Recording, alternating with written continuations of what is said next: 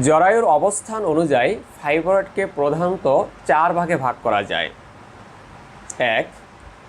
ইন্ট্রামুলার fibroid.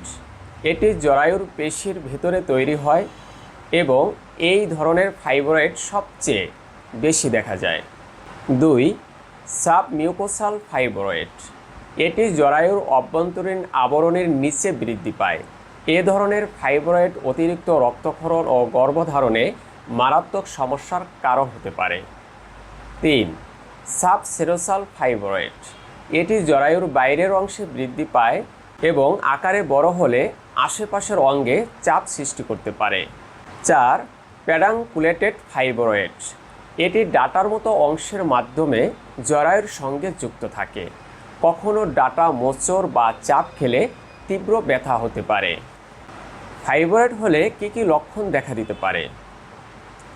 অনেক ফাইব্রয়েডে কোনো উপসর্গ থাকে না, তবে আকার ও অবস্থানের উপর নির্ভর করে যেসব সমস্যাগুলো দেখা দিতে পারে।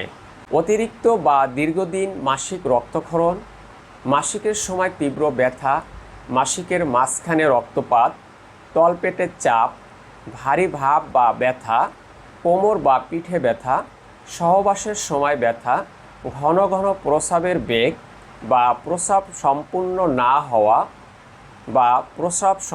না হওয়ার অনুভূতি, কোষ্ঠকাঠিন্য, পেট স্বাভাবিকের তুলনায় বড় দেখানো, গর্ভধারণের সমস্যা বা বারবার গর্ভপাত, অতিরিক্ত রক্তক্ষরণের কারণে রক্ত স্বল্পতা বা অ্যানিমিয়া।